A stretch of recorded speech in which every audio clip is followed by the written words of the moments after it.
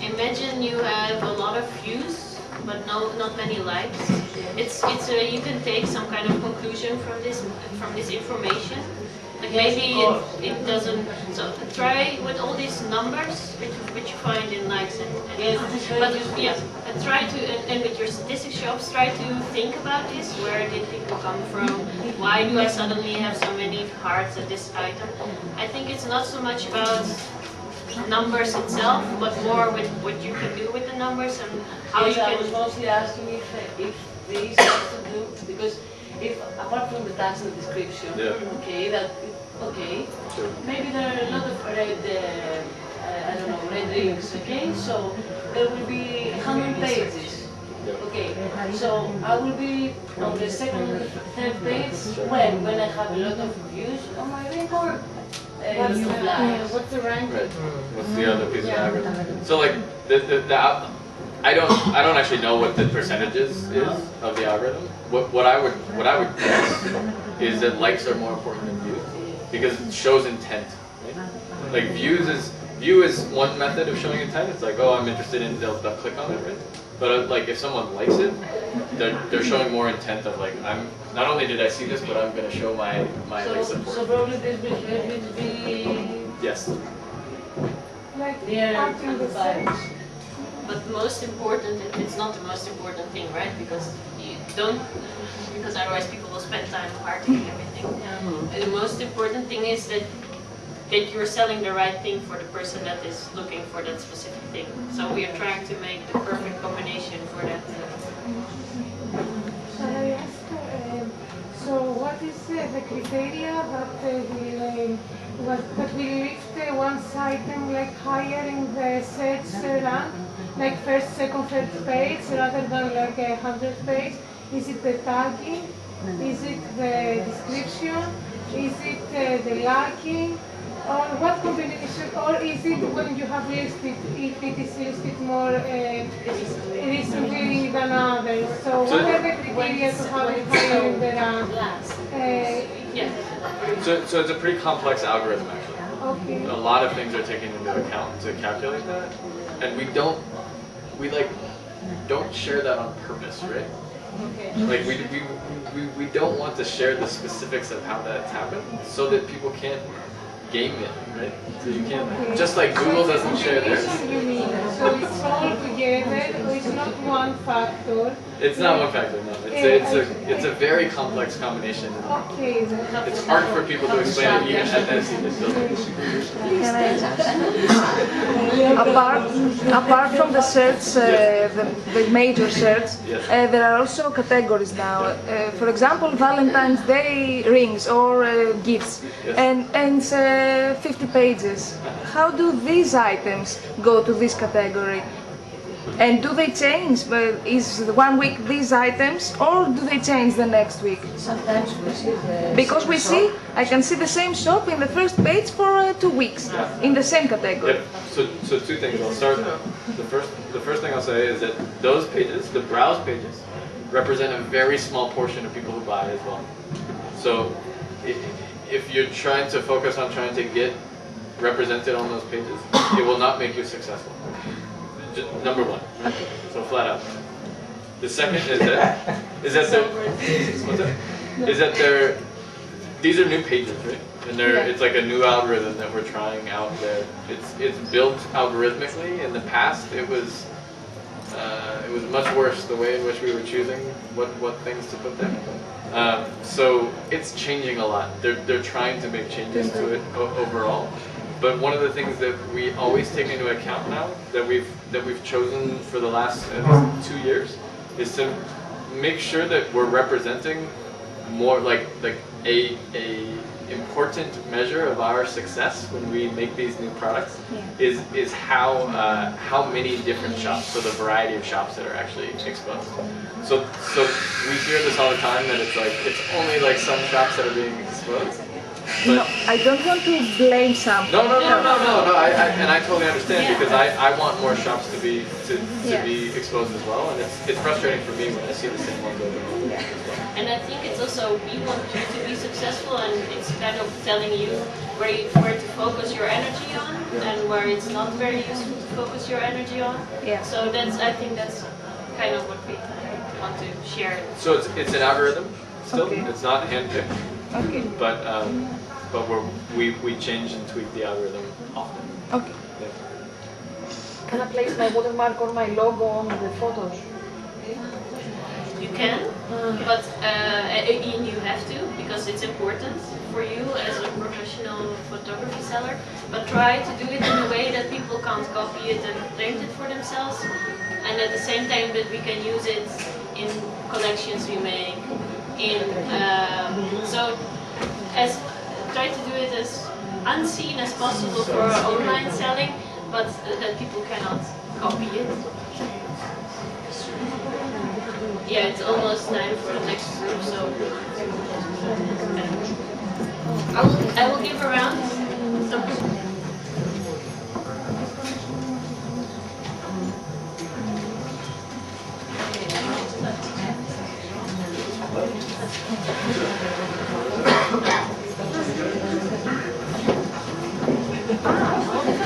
So, shall we start? Okay. I'm Martin. For the people that weren't here, for the first part of the meeting, I started at Etsy as a seller. That was around 4 or 5 years ago, I'm not sure anymore. 3 years ago, I started working for Etsy in the Netherlands, where I first started a Dutch team and tried to connect people within the community, and we tried to promote Etsy in the Netherlands. A month ago I moved to France and I couldn't work anymore for the Netherlands, obviously. And now I work in a team within Etsy, which is situated in the US, London, and France in my case, where we work on new markets, where we don't have teams in place, like teams in Germany, France, UK, Netherlands. And we try to, first of all, like where Andrew works for, we will try to adjust the marketplace a little bit more, that it fits to everybody's demands and wishes, which is in every market different. But we also will try to connect you all as a community, and we will also try to promote the marketplace within your country for sellers, but also for buyers. And with the second group, we might need your help a little bit with these kind of things. So hopefully we'll come to that place here, or afterwards we can all connect with us via email. Now you can take the floor. I'm Andrew. I've been working at Etsy a little over 2 years, and Martha is. I feel sort of silly because we didn't catch the exact same introductions about an hour ago. So for the people that were here before, but Martha, she's a knitter, she's a maker. I'm not. I work on the technology side of the business, and so we make websites, we make technology. That's what we talk about a lot. I've worked with a lot of the different engineering teams within the company on a lot of the different projects and the products that you guys use, the sort of features of the website, and just in the past year, switched to focusing specifically on our customers and our markets outside of the U.S. So Etsy has traditionally been a very U.S.-centric and a U.S.-focused company. We're trying to change that, and we're building a big team, and Martha is obviously a part of that team. That's going to be focusing on our markets outside of the US, because many of our users are across the world. We literally have a buyer or a seller in over 200 countries in the world. There's only, I think, 196 that are recognized by the UN, so we have some island nations and stuff also represented, but Etsy is truly global. And the reason why we chose to come to Greece specifically is because of how strong your guys' community is, and how strong the growth of the market is happening right now. So in the past, because we've been very US-centric, we haven't really understood a whole lot of like what's happening in the market. So what we're here to do is both to be able to show you guys that we care about you as sellers, and we care about you just as much as the sellers that we have in the US, but we're also here to learn from you. Because as we've learned and as we've gone to different markets, each market is a little bit different. and everybody has their special challenges that they have. And so while we're definitely here to answer a lot of the questions that you guys probably have and that you're keen to have answered from someone at Etsy, I'll reiterate what I said to folks in the first meeting, is that probably the best source of information that you guys are going to be able to have as sellers long term is from the rest of the people in this room. There's so much more depth of information and so much more depth of experience that you'll get from your teammates than you will from asking us or from asking Etsy. Because just like I said before, a lot of the challenges are very specific to a specific market. So we have information that sort of spans the globe, and we can provide that kind of information. But your fellow sellers are going to have, and your fellow teammates are going to have information that's very specific to selling whatever it is that you're trying to sell, and to sell from Greece. So we're very excited that you guys are here. We're really excited to be here. We just came over from Turkey. We met with a team there. They have just as many sellers as Greece does, but we met with a fraction of the number. The community here is very, very strong. So we were very excited to come and get a chance to meet you guys. So I'm going to do a couple of questions like I did at the beginning of the last session, because I'm just curious in the room. So how many people have been on Etsy for longer than a year? 2 years? 3 years? 4 years? 5 years? Το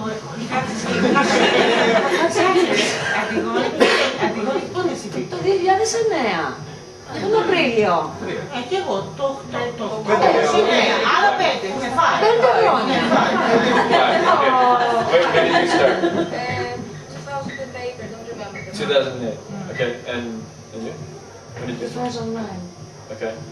2007 maybe. 2007. Maybe. Anybody earlier than 07? 07? Ποιος εσύ είναι? Okay, so Etsy started in... What's that? Lali Ruby King.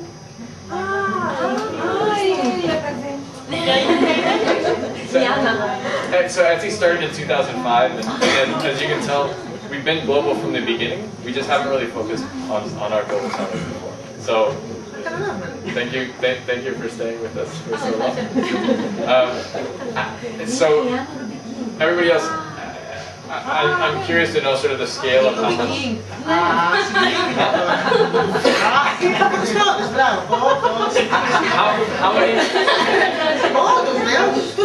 How many people have another job, another full-time job? How many people is Etsy their full-time job? So, how many people have sold more than 50 things? 50, 50. How many have sold more than 200?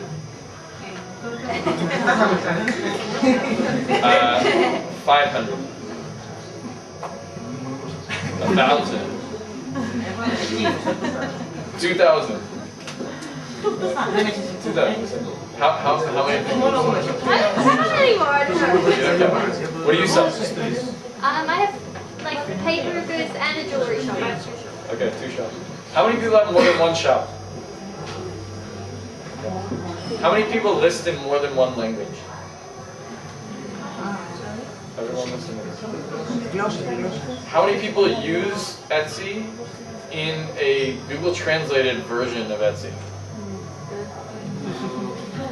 Nobody. Not here. Not here. So everyone speaks English very well. So at least we write English. Yes, we write. So how many people sell vintage things? And how many people sell supplies? Handmade. Sure. And then everybody else sells handmade, right? Yes, and photography. And photograph. Just technically still handmade. It's art.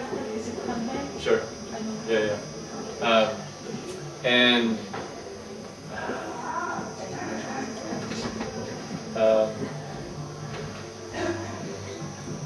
I'm forgetting that. How many people have 2,000 sales? Well, you guys get a sense of the diversity. We're approaching 1 million sellers that are on the site now, and I talked about this earlier in the previous session. We have 40 million unique buyers that come to the site a month now. This past year, we sold, we being you guys sold a combined $900 million in revenue, and 1/4 of every transaction that happened last year happened between someone that wasn't in the United States. So either buyer was not in the United States or seller was not in the United States, and that number is growing. So I don't. Here was one of the questions I was going to ask. What's the weirdest place that someone has sold something to? Alaska. Alaska. Japan, Singapore, New Zealand. New Zealand. Hawaii? Hawaii, me too. Any other weird countries? I asked someone this. Qatar. Qatar. China. China. Yeah. French Polynesia. Right. This is one of those island names. My kids are over the 196 area. Anyone else? Any other weird? Do you know Reunion Island? It's Yeah. a place between Madagascar and An island. an island, yeah. You sold them. Yes. So it's great. We had I had a seller in our last meetup that we did in Turkey. She didn't even know where the place was that she sold. She said she's learning geography about selling it. And I talked to lots of sellers who they have maps and they put a pin in every place that they sell. And they check out countries now. So this is something that is very exciting for us, is that the number of buyers that are coming on now is growing from around the world. So I don't know if you guys have seen this as well in your sales, but you should start seeing a trend of having more buyers not come from the United States and Canada and Australia anymore, but a lot are coming on from Europe, and a lot more are coming on from Asia as well. We also are seeing seller growth from sort of all around the world, but we're really excited to see how many different countries are starting to transact with one another. So it's definitely a global marketplace, and for all of the areas where we haven't focused on that in the past, our team is dedicated to making sure that you guys are getting your due love as well. So that's just kind of a quick introduction. I also told the previous group that sort of at a high level for the business strategy for Etsy is that in the past it's been sort of it's been kind of a site for sort of hobbyists or for people that are crafting and that maybe do it in their free time. We recognize now that there are a lot of legitimate businesses and legitimate business people who are trying to make a living selling on the site. And so one of the focuses of the future of Etsy is making sure that we're serving those customers as well, that we build tools into the site so that you can actually run a legitimate business in a way that is fast and efficient, and you can make money, and you can reach more buyers all the time. So that's where we're trying to focus on as a business for the future, and particularly outside of the US. So that's kind of a quick breakdown.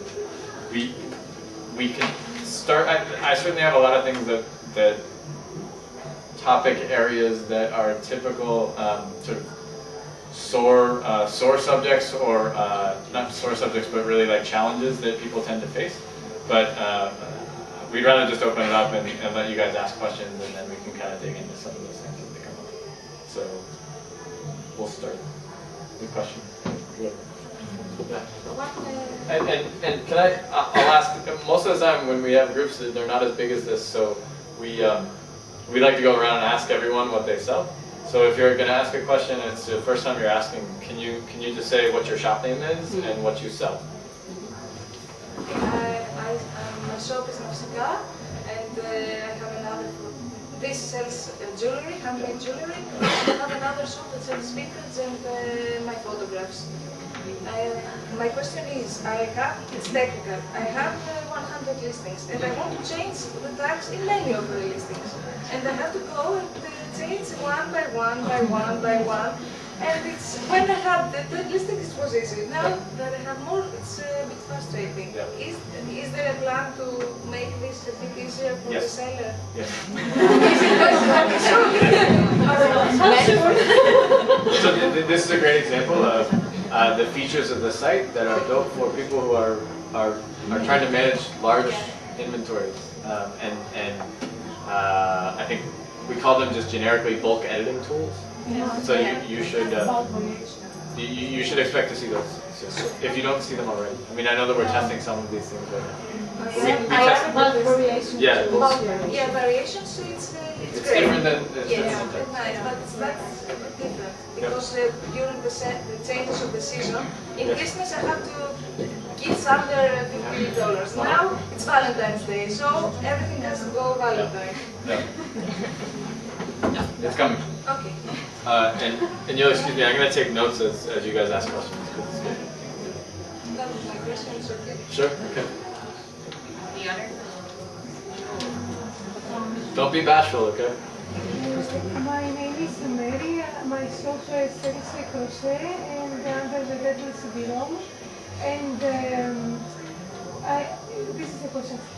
This Christmas season, Etsy had a new feature that was the gift coupon that was available only for the US sellers. And is there going to be something for the rest of the sellers? I thought it was a little bit unfair, but it was okay anyway, but I thought it was a little bit unfair. I think there was a reason for this. The reason was had to do either other types of payment was acceptable or not. But still, I think this for the privilege of the US sellers. So I get what you're saying. So I'll just stop you and answer. So it's not something that us on the international team were extremely happy about. We were not happy about this either. The situation is that every single country has laws that are specific to that country around gift cards. So it makes it extremely complex to try to launch something like gift cards around basically anything that deals with money transfer is extremely complex from a legal standpoint. So it would have been impossible to do to launch in many places at the same time. So what we chose to do is launch it in one place and start there. We tend to do this just generally when we're doing any sort of feature launch. Is that there's complexities to try to do everything everywhere at the very beginning. So we start someplace, but we are we're very serious about trying to have plans to make these things available in the future. So there's something called direct checkout, which is Etsy's payment platform, which is the alternative to eBay, or it's the alternative to PayPal. And that's something that we have plans to expand internationally as well. Right now it's only available to the US.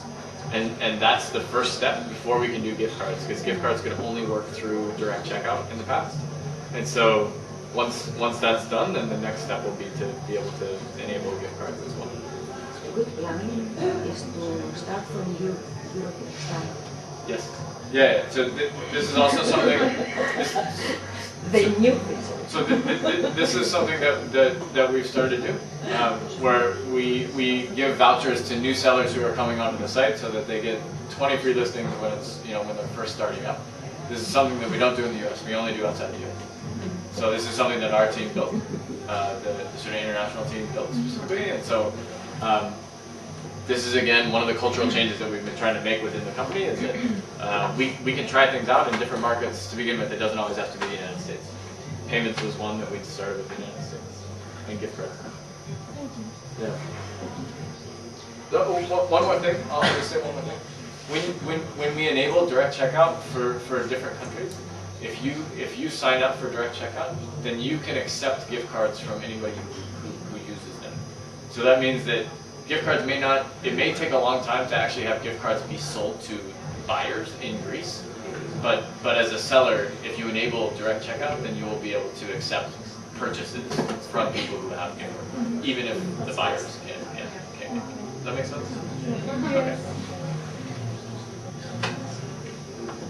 Please.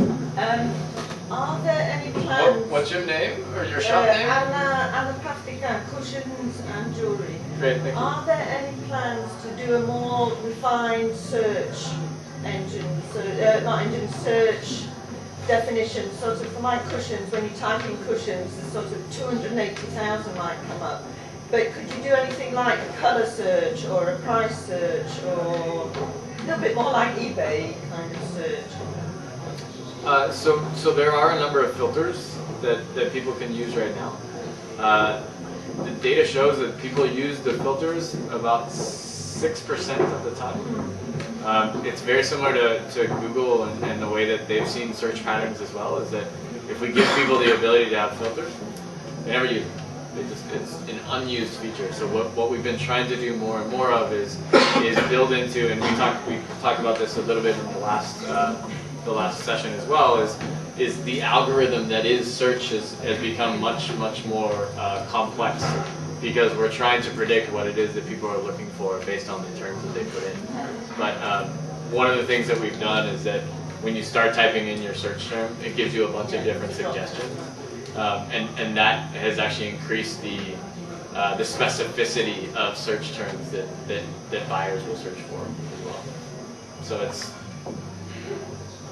It would be nice, I just know when I search myself, you know, if I'm looking for something blue or I'm looking for red or kind of refine it a little bit like that, or a price range or...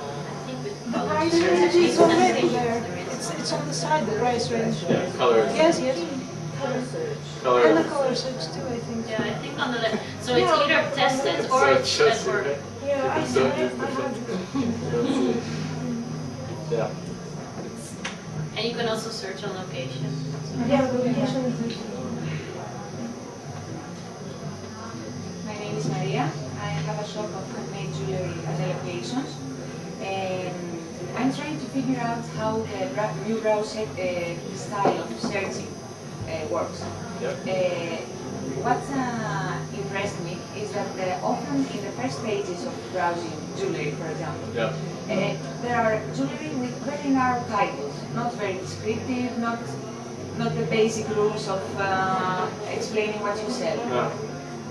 I don't know why this happens. And the second that impressed me, that was the other days, I made a new listing that only had 12 views, and it was the first page of the jewelry section browsing with only 12 views, but the likes were 10. So is there any quota of likes and views that makes it comes up in the first pages of the browsing? So there's a couple things. I'll start with this, and I said this again in the last session. The browse sections, they do not lead to a lot of sales. So if you show up in the browse section and you're trying to show up in the browse section, it's probably not a good use of your time. Sorry, not the browse, the old way of searching. The categories. Right. Sorry, Yep. I didn't put it. No. I understand what you're saying. So we call those browse browse by category. So the category sections represent a very small. People that visit those don't often purchase.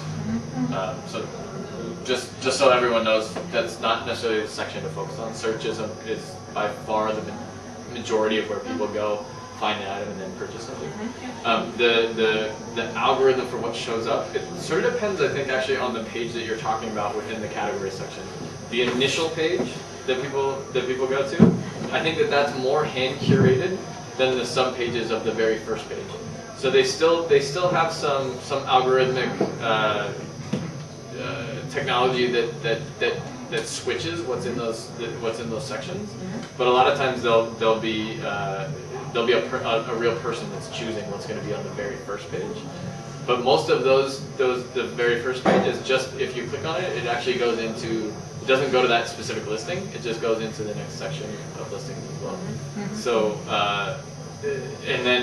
and then the other pages are fully algorithmically chosen, so it's not human, and the algorithm is complex, and I don't actually know. I don't know if likes are more important or if views are more important. I can guess what those things are, but it's like I was saying before. It's very complex because we're trying to predict what buyers are actually intending to buy. So. And it's also changing.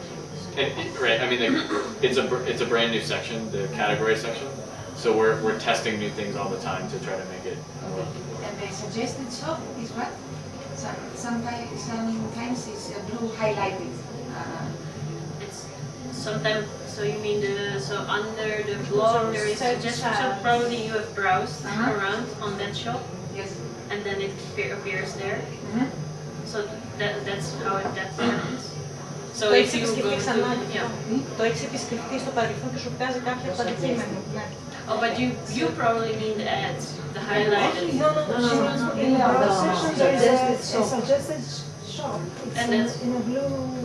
Not in the first page of the front page. Yeah. In the categories, in the browsing Yeah. section. Okay. In between those things, sometimes there appears a suggested shop With So that's how is that shows up? Is that what you're asking? Yeah, I think it's algorithmically as well, and I think that's a test that we're running to see if it's actually working. That's why it shows up sometimes and it doesn't show up other times because we show it sometimes. But we're trying to see if that's even valuable. So, like one of the things that we've tried to invest in a lot is do predictive suggestions to buyers that come in. So based on some sort of information that we know about their buying habits, that we'll suggest to them certain items algorithmically. It's been very hard to make an algorithm that is predictive of what people's taste is. So we try very hard because we know that would be valuable if we can find something like that, but it's we run lots of tests. I'm Kostas. I own a shop called Milou with handbags, and my wife Home Lab with knits. My question is, whether are you planning to do something with those who have multiple shops? This sign in, sign off all the time is a bit of annoying. Anybody else have that same problem?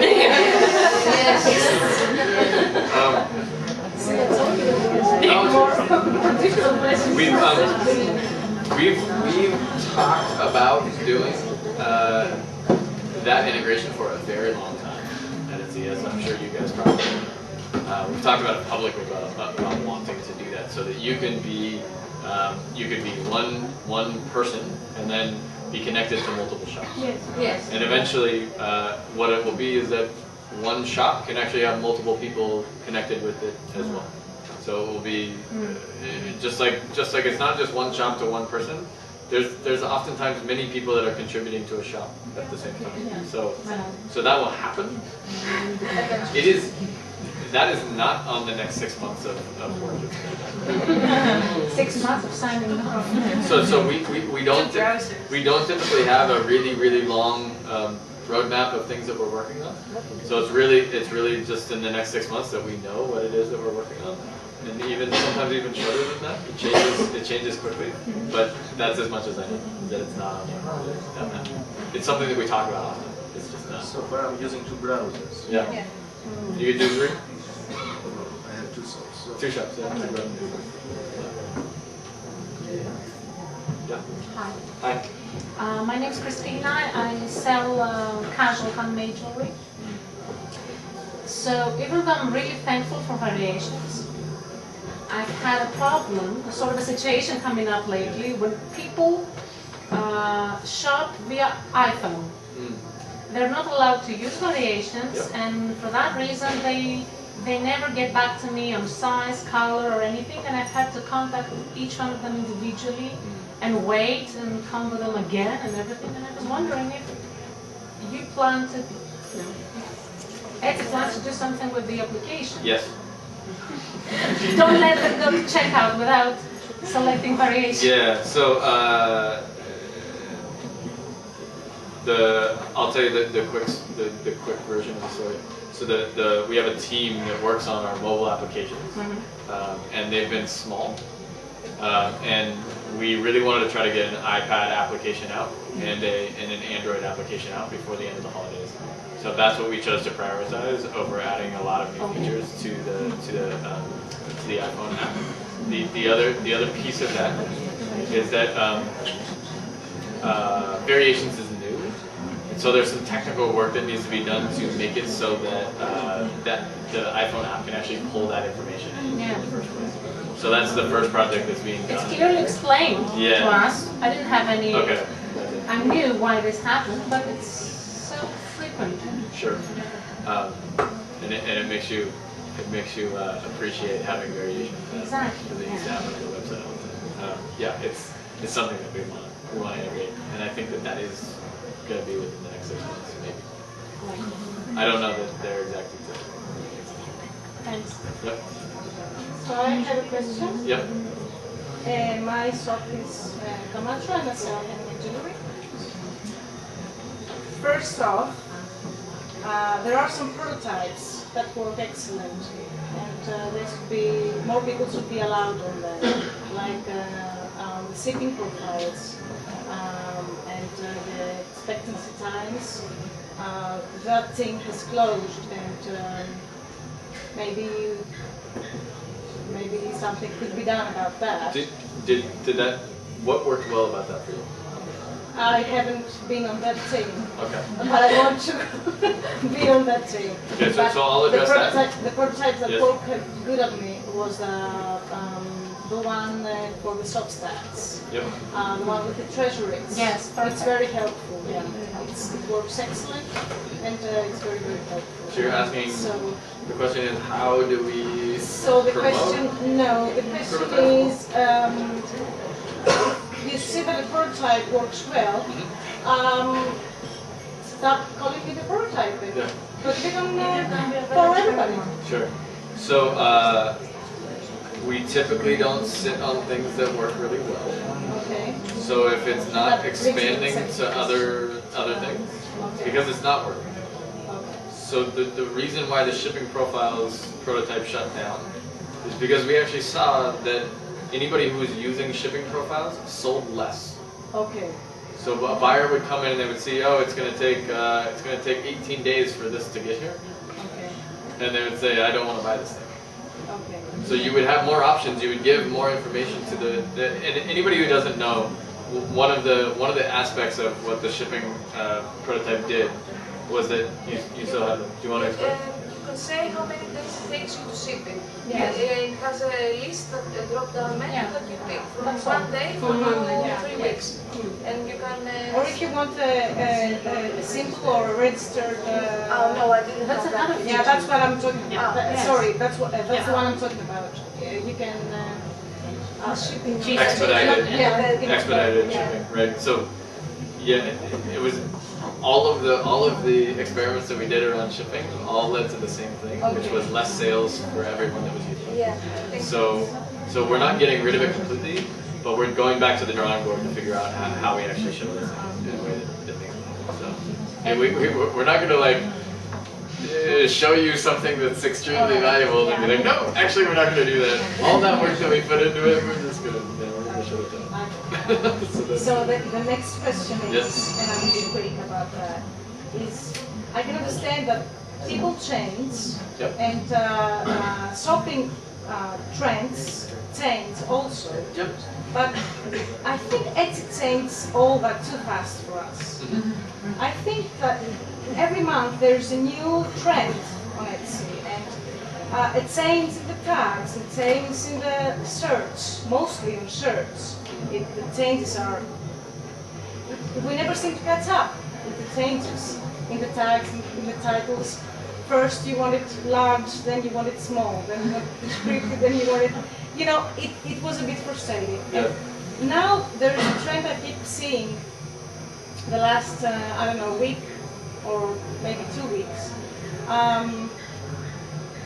There was a large period of time where when you had a monochromatic background to your pictures, it was easier to get on the front page. And I know that you don't sell, you said it previously, that it's not the prime target for a seller on Etsy. Sure. But there are 2 weeks now and all the front page treasuries are dark. And I know maybe that's trivial for everybody else, but I think for me, when my whole shop is photographed on a white background, it's I keep seeing a trend that people don't put new treasuries anymore all that often because they think, okay, it has white background, that won't help the treasury go front page. So that's a fraction of what I was asking. Etsy keeps changing very, very quickly, and sometimes it makes it more difficult for us to keep up with the changes. I don't know if anybody else feels that way. Yeah, but it's not easy to catch up on the trends because there used to be a merchandising desk, and that's no longer available. There was a general post about the whole year, and it wasn't so easy for us to I have to go and click and now it's January and these are the trends. Okay. Yeah. And in the old days there was that merchandising desk that it was easier for us to catch up on the dates and the trends and the colors. A lot of information that was useful on that. Why did it stop? And also, just gonna answer your. I don't think it's our trend to make a black or white background. Yeah. I think it's also not something that now changed. I think it's most important to focus that your item generally can be put together with another item, and it doesn't matter if it's white or black, because that's something not to worry about. But that we change a lot, maybe it's better because that's more technical. If you're talking about search and those kind of things. Search tags, titles, descriptions. Yes, I think that's more technical. Yeah. So there's a couple things. One. There's a lot of new features that get changed all the time. As Etsy has grown, the team of engineers that we have is much bigger, and so we have the capacity to be able to make a lot more changes. And oftentimes those are improvements, but even improvements you have to learn how to use. Right? Yeah, we have to keep up. So I commiserate with that. I mean, it's a lot of learning. It's a lot of upkeep. You can't just set up a shop and then leave it. Yeah. You have to continually work on it. The issues around search, I think my gut is that it's less that we're making a lot of changes, and that it's a living organism. Search is, right? Because it's not just that there's a bunch of static listings, and we put our algorithm on top of those static listings. Those listings change all the time. So there's other people, all of you are all making changes to your own listings, and so all of those changes, they go against any of the things that are in the algorithm that we have at any given time, and then those will change what shows up every single day as a result. So the ranking will change based on things that you guys do as much as it changes based on what we do. So we can't stop you guys from. I guess we can stop you from making changes on your listings. You can only make one change in a week or something. But I think part of it is there's so many sellers that are on the site now. There's so many listings that and so many people are making changes that it is a breathing, living organism now, and that's kind of how it is. It just seems like we're always running behind what Etsy wants. Now Etsy wants that. I think when it comes to trends, I think it's important. I know as a seller to think ahead of time of the year, and also it's important to do that when you think about press. We do a lot of searches a half year in advance for, let's say, a summer book, where all of you might have only placed items which are winter items because it's now winter and you're because you're not doing your own press, you don't think that I have to do this in advance. So try to think many months ahead of time and try to put those items also up. Don't do that only for us, but I know in the US, different than in the Netherlands, for example, people shop for Christmas for their whole family many months ahead. So yeah, try. There are trends, but these trends are more important a half year before the trend comes than at that time. If you're too late for Christmas a month before Christmas or 2 weeks before Christmas. Don't worry about Christmas, but think about Valentine's Day, right? Does anybody else do this? Do you always feel like you're reacting to the changes that are happening on the site instead of predicting what's gonna be happening? Does anybody predict? Does anybody? If you're a long-time seller, you can predict that Valentine's is a huge, it's a big deal, and in summer you have to be more floral, and in September you have to go good leather house. Yeah. Okay, that's what I've learned from 5 years in Etsy. But I don't know if next year again owls will be the big trend. Right. Okay. Neither do we. Yeah. The thing that Maro asks is more about promotion. I know that the appearing on the first page is not major, and from what you said, we must search in other places to bring people to Etsy, not to find people in Etsy, a buyer. But we can't lie. If you are on the front page, you have many views, and somebody says, this I like, he posts it on the Facebook, and then he brings the customers. So it might be helpful for a seller to be a bit ahead of time. And Etsy says these are going to be our focuses from a promotional side. Yep. That would be easier for me, at least, and I think for many. Yeah, I think it's one of our challenges as the marketplace has grown and there's so many more sellers on the site. How do we evenly distribute promotion across all sellers? And it may not be like it's sort of an ideal dream to evenly distribute them, and not everyone necessarily we want to show the best items on the front page, because one of the best values is that when people come in to Etsy, that they see they see good products for the first time when they're coming. So there is something that we need to be aware of for helping the brand maintain the quality standards, because one of the things that we're very well known for is how good your guys' pictures are. And people will come on, and Marta can tell you guys this, but we'll send pictures of your guys' items to press outlets, and they'll say, "Wait, I don't get it. I thought this was all individual sellers." We'll say, "Yeah." And they're like, "But these look professionally done." And we're like, we have professionals on the site. They're doing these things. They're just blown away by the quality of the photos that you guys all take. So. And also be prepared for that. That's kind of a different topic, but be prepared that press asks your images. So we send out lookbooks a half year before the winter theme, and then we approach some of you for pictures. And what we see often is that most of you are not prepared for this request. So some of you have small pictures, as somebody else said, and so they have to reshoot the picture. And so for these lookbooks, we have some time to work on, let's say a week. So we can wait a little bit, but if the press request comes from press itself, and they will say we want an orange fox picture for tomorrow, we need it immediately. And if you cannot deliver that picture, we cannot feature you in this thing. So all these kind of things, be prepared for the best that can come to you.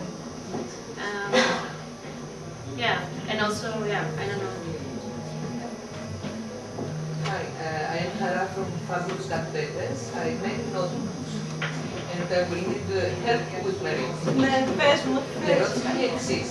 Εμένα η αγαπημένη μου μέθοδος έβρεσης ανθρωπινών είναι το Google Search, το Images.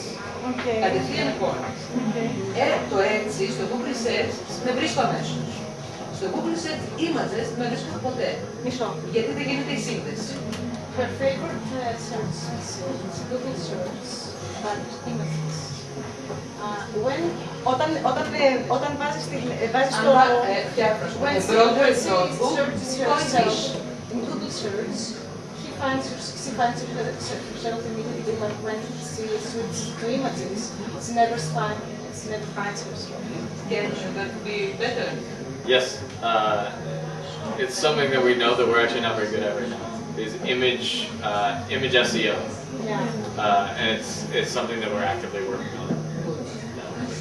Because we get a lot of traffic that comes from Google image search right now, and we're not very well optimized for image search. The most easy way to find something in Google. Sure. And why not go to Etsy? And Etsy has so many great photos. that Yes, we should be getting. exactly. Like Google would be happy to have us be ranked higher.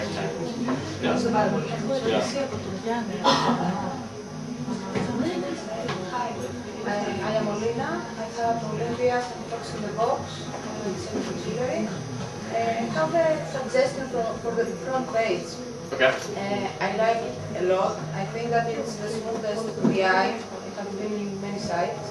But you have the, I think it's a bit stuff these days. We try to put more and more and more, and we have a gazillion things on it. And for example, the taste test that I have been, I liked it at first, now I hate it. And I got it out. Most of us. When we opt out, we did. Yeah, I would like to be a little bit, if I want the taste test, and right now I don't like it, I would like to be able to delete it in the future or put it back again, something like this. For example, I'd like to have first the treasury.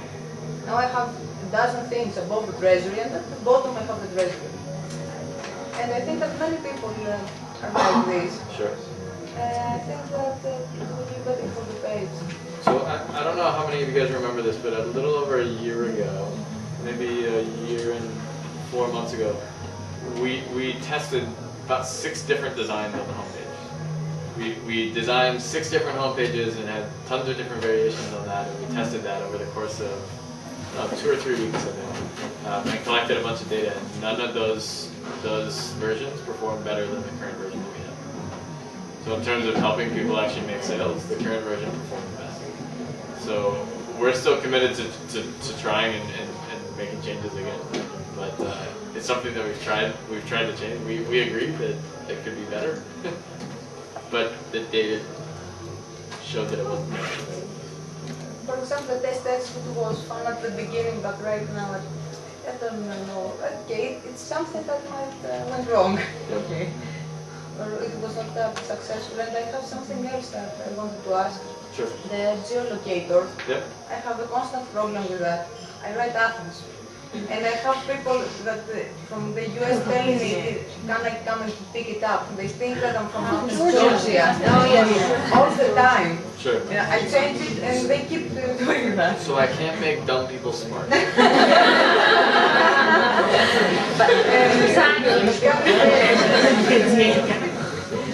it be a little bit more to see that Athens and the Europe is a little bit more prominent? It's Athens, Greece, and then maybe you can add Europe, so it's.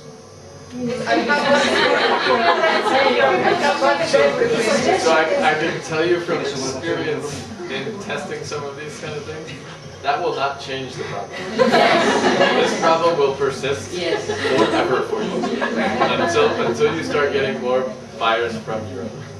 People in the US will not understand that. Because I had it like 5 times during the Christmas season. Yes. I have people that kept yelling at me why it didn't arrive. I keep telling them that I'm from Athens, Greece, and they, after 2 or 3 messages they keep understanding. Does everyone else have the same problem? Similar? Yeah, but people from the US don't understand that something that comes from Greece, it takes 15 days at least to reach the States, and in the decisions it has 1 month. So you have 6 days during Christmas time. So the most frequent question that we get from people that are buying on the site to our support team is basically asking Etsy about one of the listings that's on the site. So they don't understand that Etsy is actually comprised of a bunch of individual sellers. So the majority of new buyers that are coming on don't even understand that Etsy is not the one that's sending them an item. So when they get into these conversations about these things, there's many levels of things that people don't understand. One, they don't understand that it's not coming from Etsy, it's coming from you. Second, they may not understand where it's coming from. And one of the things that we're going to continually battle is that the expectations of our buyers around shipping times is always going to be extremely fast because they're used to buying on e-commerce sites. And I don't know if you guys heard this, but now in London and some parts of New York, they have same-day delivery. You'll buy it on, Amazon does 2-hour delivery or something. It's free on Amazon, right? Like that's the thing. So it's we're definitely looking in. Shipping is a problem that we have internationally specifically because of how long things take. But we tried to have experiments where we show the shipping time to people and how long it takes, and they won't buy the item. So we're sort of in a hard position where if we show people that it's going to take a long time and they don't buy it, if they buy it, then they complain about how long it takes.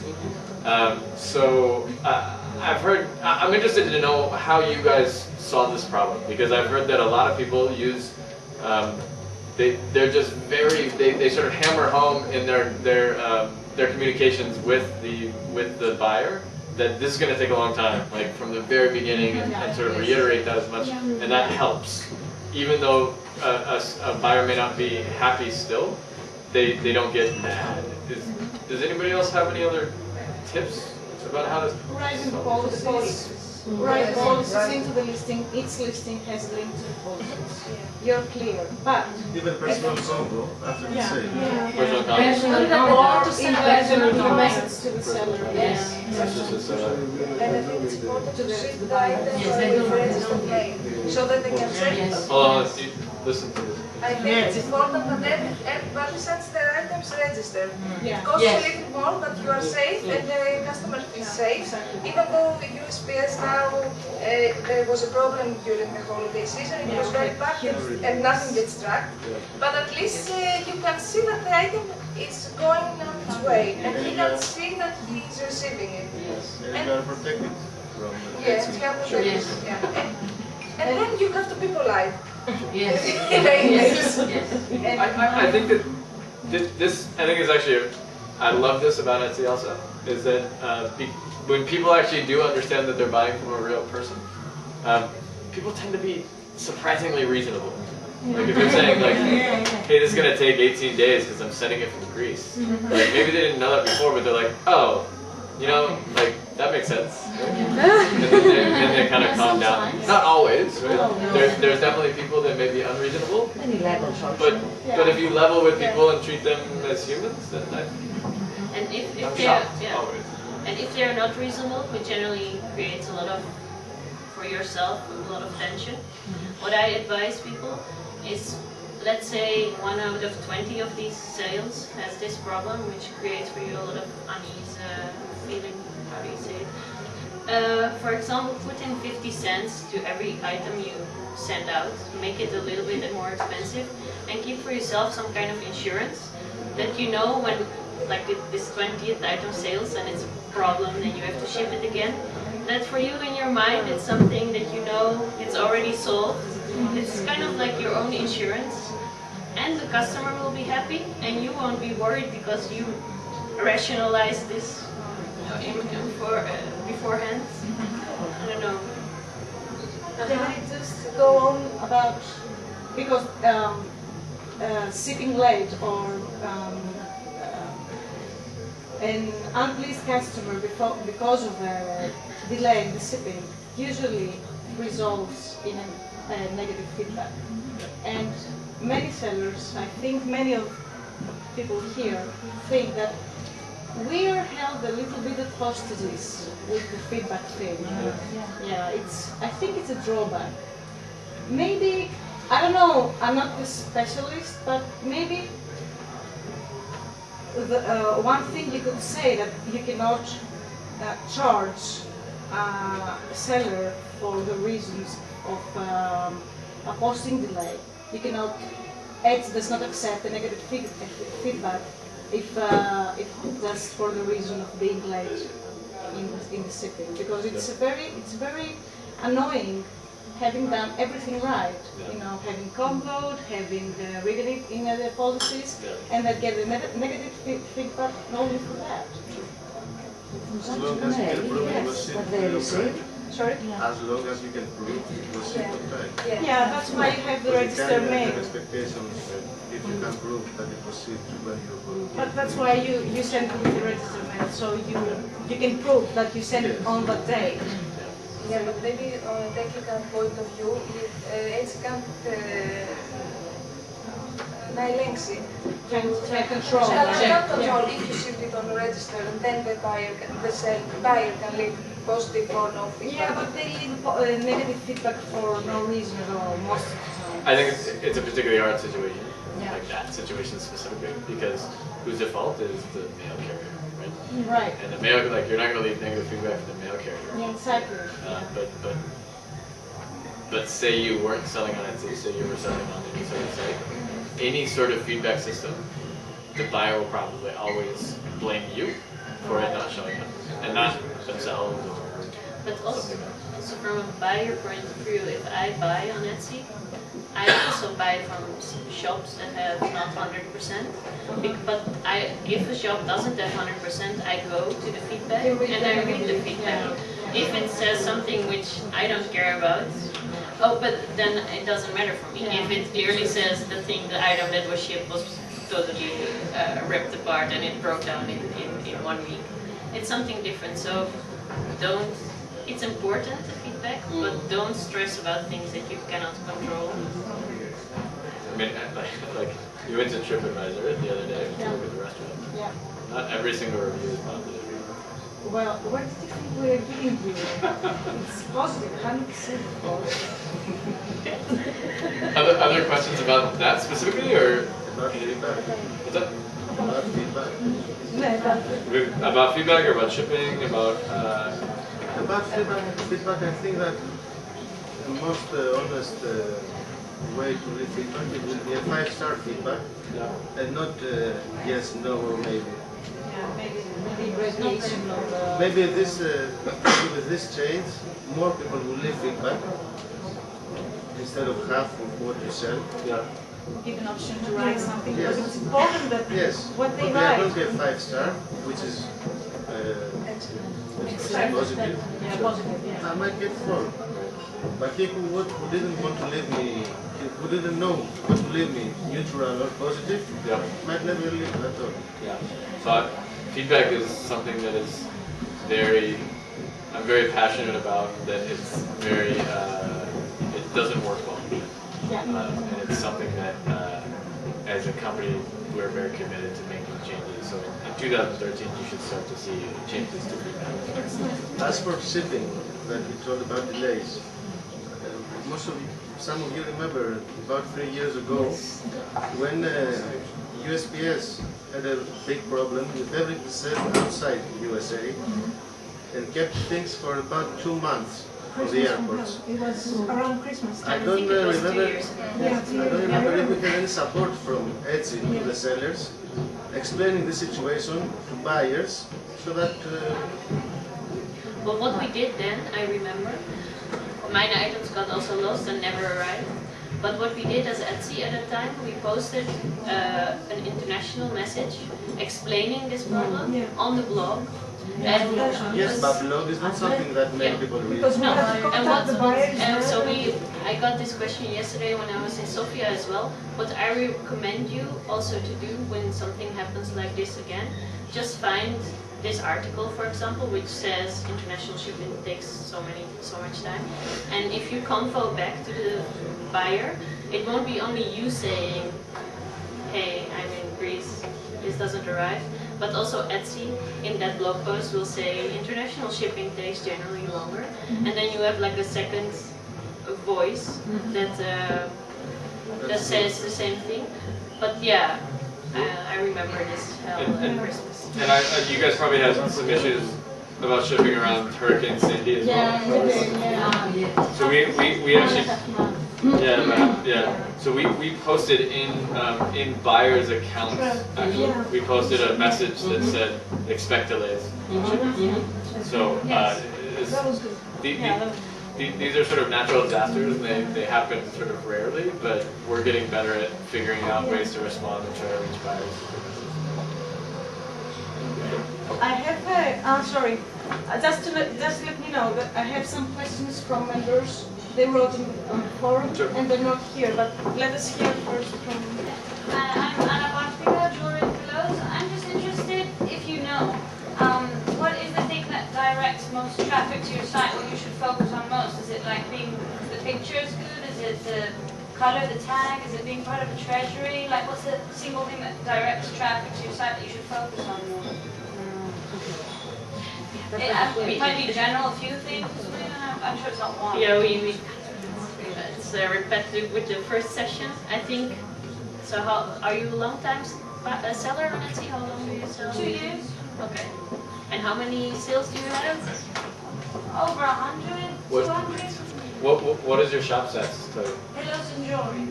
And what does The your stats. Shop stats. statistics of your shop? What are stats? No. Like where is the traffic coming from? A lot of it's from Google search within the site. It's different. It A lot varies. isn't specific to like Mexican, we have Mexican pillows, lots say Mexican or something very specific which is random, I guess. So can you tell through the technology what people tend to go for more that filters through into your site? I think that's so. I think if you're talking about on Etsy, I think we discuss. I'm not sure if we just discuss it here, but because you're a long-time seller, I won't discuss the basic things. But I think it depends on in general on Etsy. Most traffic, it's just an example. It's not the real case. It comes from Google. That doesn't mean that people to your shop will come from Google. So that's why important you should look at your own statistics, because it might be the case that people on Etsy people on Etsy search generally for jewelry, but people that come from Google search for laptop cases or iPhone sleeves or whatever. A different public comes from different sources, and these sources might not be useful for you. So I think look at your shop stats first, and then think of the group you're focusing on, and try to find them on the internet. But across the board, the biggest source of traffic to individual listings is coming from within search on the site, and then the biggest refer of traffic from outside of Etsy is going to be from Google and search engine. That's it's like Google, Yahoo, and then Facebook and Pinterest are really high as well. Facebook, Pinterest, and Twitter. I think those are the top 5.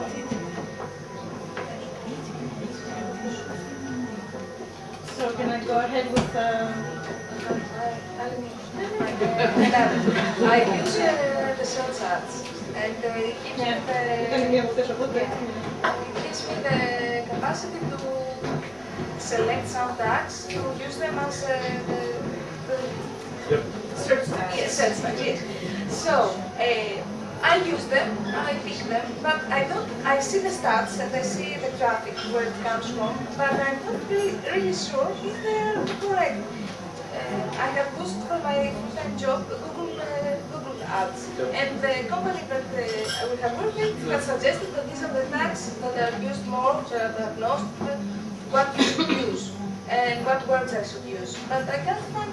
I have seen the tutorials and what to do, but it's not very clear if my tags are working or not. Some of my tags are accepted as search tags, but I see zero use because maybe nobody looks for a selling silver ring.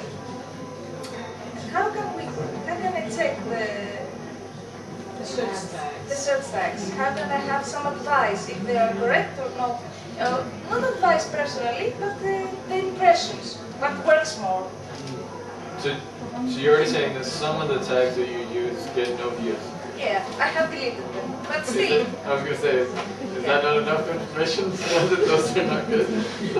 Yeah, okay, it's enough, but in the first tag, the most successful one, gets a number of impressions. Yep. How do I work with that? How do I find something that's more specific, what to do in search ads? Did everybody hear the question? Yes. Who else uses search ads? Doesn't work. It works, but the sales are very few. Okay. What would you guys suggest? My opinion. Yes. My name is Panayotis. Yes. I'm running larger dollar jewelry. To be honest, the best jewelry in the world. I didn't know. Sorry. The best jewelry in the world. The best jewelry in the world. Oh, people, we have richness in our Did you bring some with you? Maybe next time. I'm running setup, but in specific items. Okay.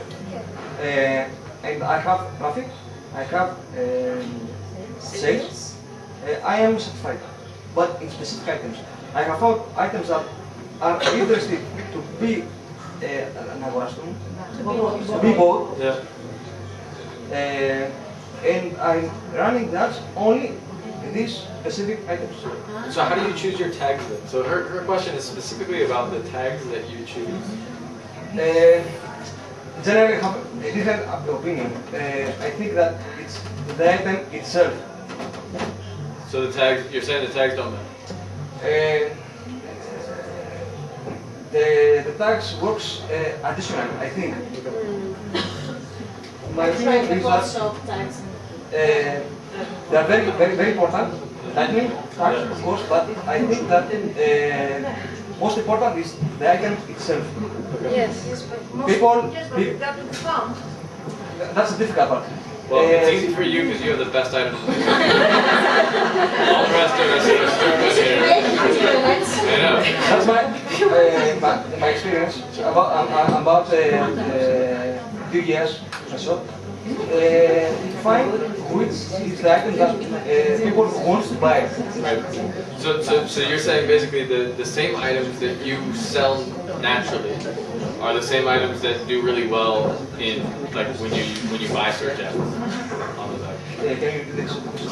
Σου λέει ότι ουσιαστικά δεν έχει να κάνει με τα search ad, αλλά έτσι και το αντικείμενο σου πουλάει πολύ καλά το συγκεκριμένο. Ναι, έτσι But there is no reason to put it on search ad. No, because you promoted more, right? Έτσι κι πουλάει. It's a very interesting question because so say you get say you have an item that gets a ton of views, but nobody buys, right? I have an item. Yep. That has about 3,500 views. Yes. I have sold maybe 5 or 8 pieces. Yeah. So It's weird right. how that So that item, would you want to try to promote that and get more views to that? Probably not. No. But maybe. But if you compare it to another item where maybe you get 10 views and you get 1 sale compared to that, then that conversion rate is much higher. So I would feel like that's the item that I want to try to get more views on. Because the people, like, the more views that people are coming, it's a higher rate. So you're using an algorithm like views per sale in order to choose which items to use in search ads. Probably. It's his advice. I mean the rating views, sales, it's more higher in specific items, but in other items. Yeah. So that's the one regardless of Well, The views have low sales. Yeah. So if you think about it this way, the place where search ads shows up is in search, right? It's in the same place where your normal listings show. So if your normal listings are doing well, all you're doing is getting more views on the normal listings that are doing well by buying search ads. If you buy search ads on normal listings that don't do well, you're getting more views on listings that don't do well. It's not like a special place and a buyer who's coming on, they don't know the difference. Like they look between search. Yeah, we have like a listing that says sponsored ads, but I mean, how many people go to Google and click on the ads thinking that it's a normal listing? So it's. My opinion is that Let us now know how the test will go. You can try it and then you can let us know. Exactly. This is the other thing is that like it's not always like this. You're testing out things and trying new things. It's a tool, but we must find a way to use it correctly. To use it. Yeah. Because search ads can be expensive. I tried the search ads Yes. with thing that sell the most, Yes. and they didn't work. It didn't work. And when I stopped, it started selling again from search. So Perfect. I never used them again. So now you know nothing works. You have Either to way. experiment. Yeah, I totally. tried them, I saw they didn't work. Has anybody bought ads off of Etsy? Has anybody used like Google AdWords to buy or Facebook ads? Yeah, Facebook. One, two.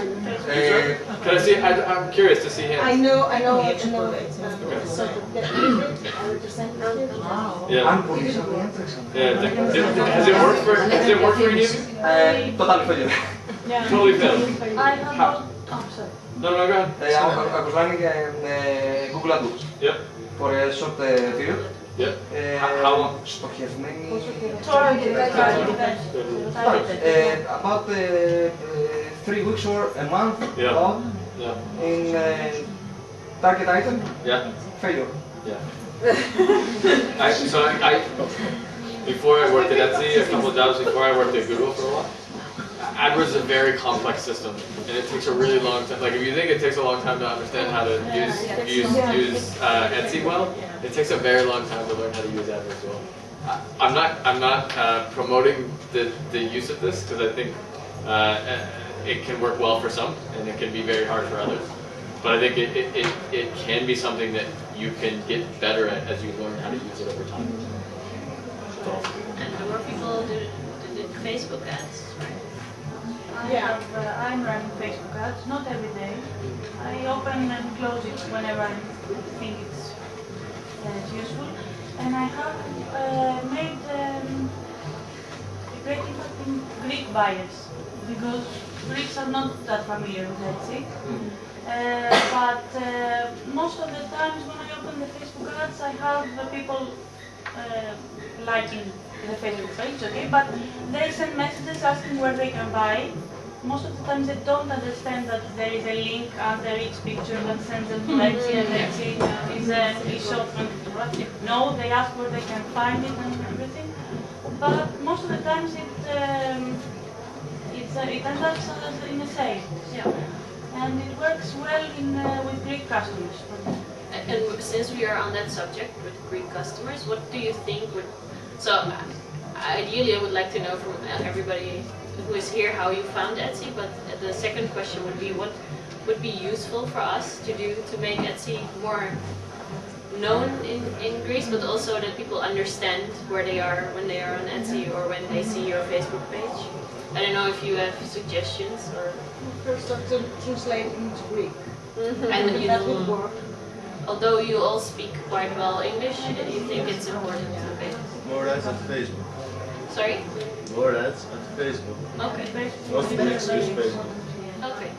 Also, if they can pay without payment, directly. Yes, they don't know know how to describe PayPal. What's the payment method that people normally buy online? What is it? Like Visa? Prepaid card. Prepaid card. Debit card. Through a bank? What's the... Pay on the business. Bank payment or... Gotcha. Yeah, it's more safe. The thing is more safe. Cash on delivery. Cash on delivery. Yes, The online business. Yeah. buying over the internet is a new thing for Greeks, I think. Yeah. And they don't trust very much even major sites, Amazon. I have friends that say, okay, since you buy from the internet, you buy me that item. That was the same in the US 6-7 years ago. Yes. And so it's not just Greeks. It's everyone. So Andrew is better as this question game, but so I would like to know where you found Etsy. So did you find Etsy in press? If you have, please just raise your hand. Press. So when you first came on Etsy, where did you found it? So nobody had found it in press? No. Did you find it on Facebook? No. Did you find it while searching? No. Yes. So I was looking for supplies. And when you searched, did you find an article about Etsy, or did you just find Etsy? No. I found it from the shop. From the shop. From friends. I was right. He was right. For ideas. And did you search in English or in Greek? English. And what were you searching for? And you don't have to answer at once because we only Supply, understand. something. So you weren't searching to find a place where you were going to sell things? No. Okay. To buy. Yeah. Yes, me too. Flickr. Flickr. Interesting. How many people heard about it from another friend? That's also a big group. Any others of those? So press, no. Google search, yes, big. Friends, big. Facebook, no. Flickr a little bit. Flickr, yes. Anything else? Okay, and it's Greeks.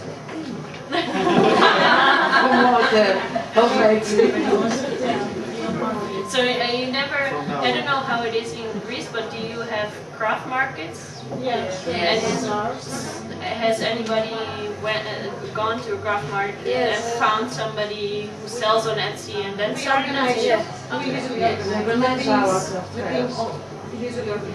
And then you explain also what Etsy is, for example. We organized a craft party at the end of September. Cool. We had 8 workshops, free. We had about 150 people attended. I made ads about this, sent photos, explained everything, nothing published. Send it next time to us. Sending it to is there a local Greek site that's similar to Etsy? No. Yes, there is. Yes. But it's crappy. How many people have sold to someone from Greece on Etsy?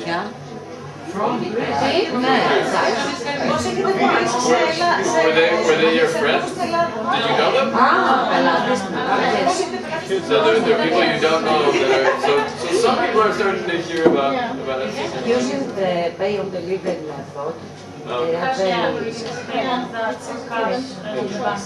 And is it for you easy with the options Is it for the Etsy has? customer? No, I mean with the options Etsy now has with the other payment method, is it for a seller easy to do? No. No. But I had to open this other check the box for, especially for a Greek buyer, and I ended up with an American seller clicking other, and they had no idea what to do. They never answered back, and I had to cancel the transaction weeks later. But at least you got one. You got one to sell. No. To Greece, right?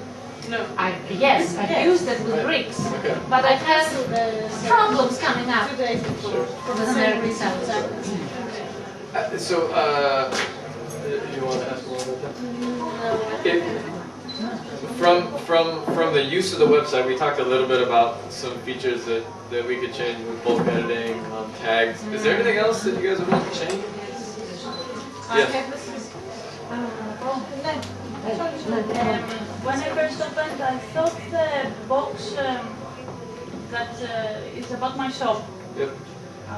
It's gonna light up with 1, 2, hopefully more sales every time that I sell an item. That, like the feedback, the feed or the messages light up 1, 2 when I have a message. That when I sell something, it's gonna light up and immediately instantly that I sold something. Like with the app that you get cheap. Yeah, or it's just a number. But you have to see it on the feed or the email that someone made a purchase or the object comes up front or the sales are more. So you want as a number. Can you make a set? I think Star, some glitter. Come out of computer. Get on like streamers. I think it would be nice to get notified immediately Sure. that something is sold on the shop. Yeah, I would think Congratulations. Yeah. Okay. Me and Tyler. Sure. Will you please? There was one more. I was actually unaware that we didn't do that, so it's good. No, you have to see it on your feed, or the sales are more as a number, or the object comes up front on your shop because it gets immediately removed. There are so many ways, but not the obvious.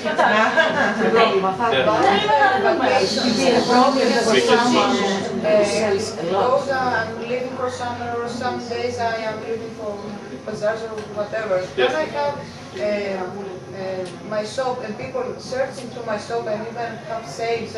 But before they are getting in my shop, a notice to come out and say, hello, I am on vacation mode.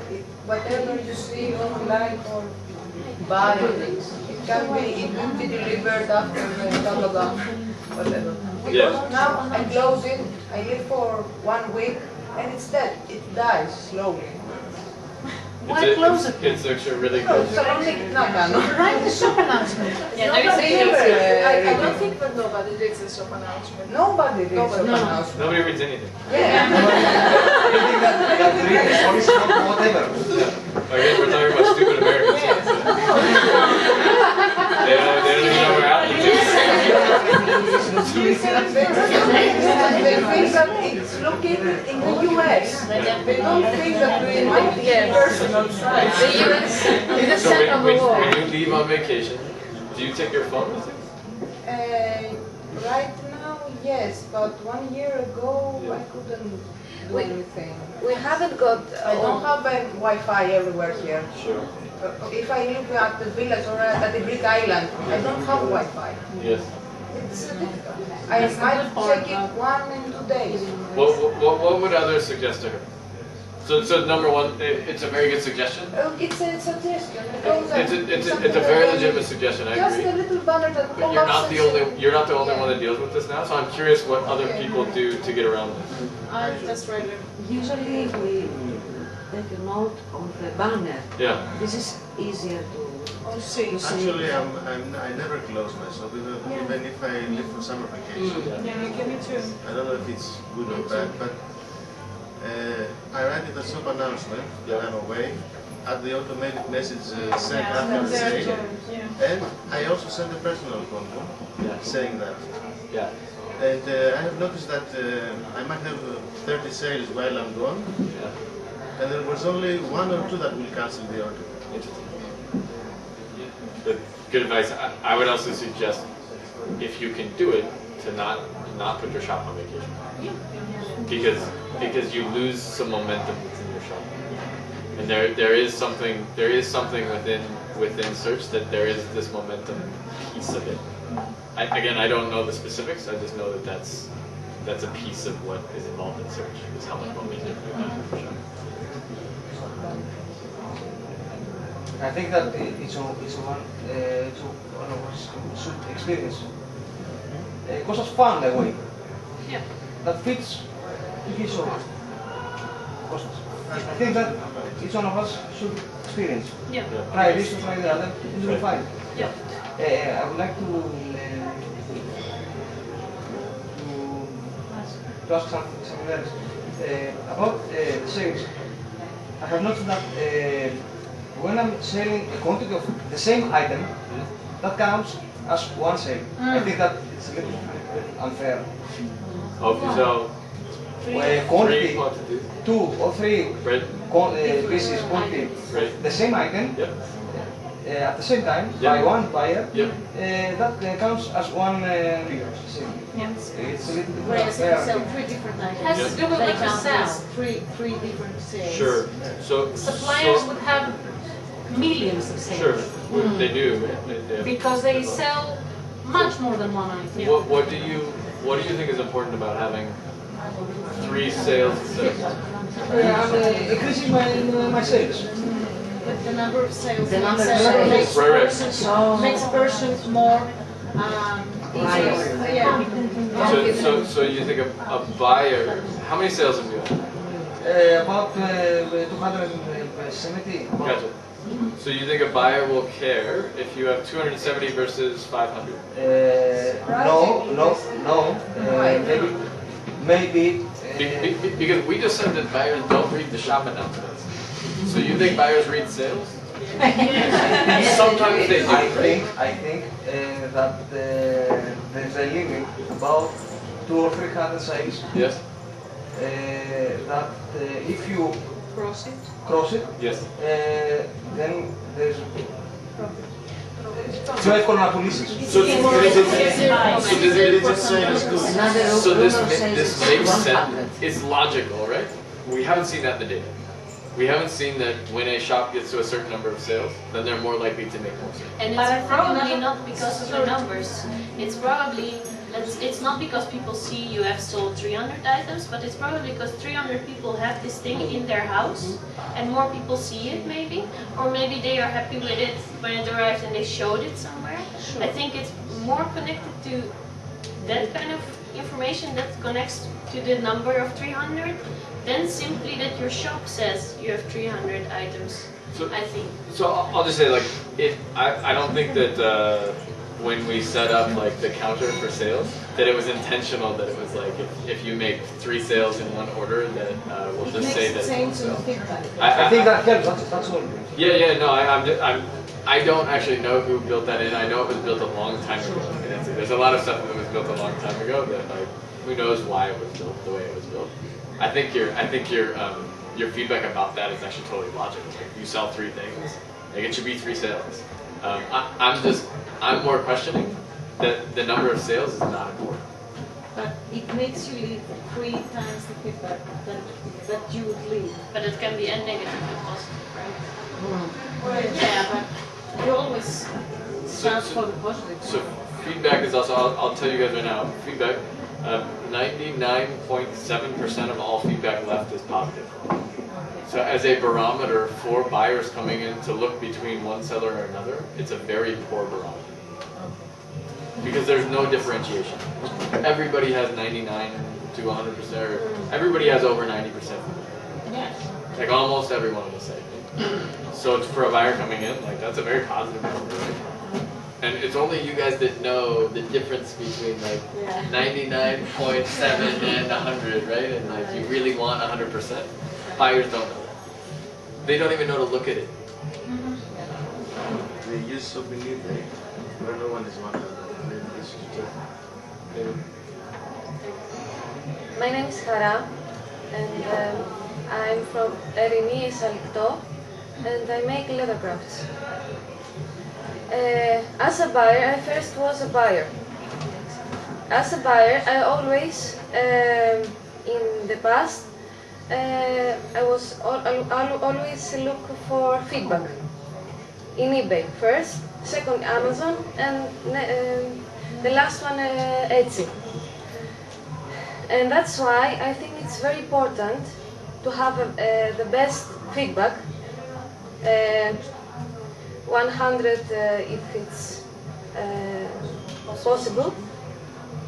I think, and the second that matters is your items.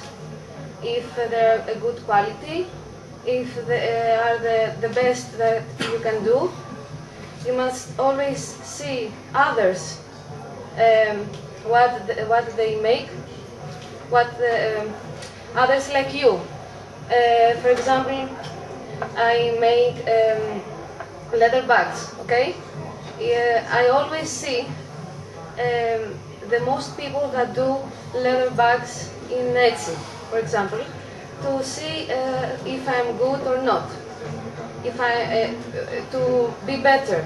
Always are persons better than us, but always we can be better.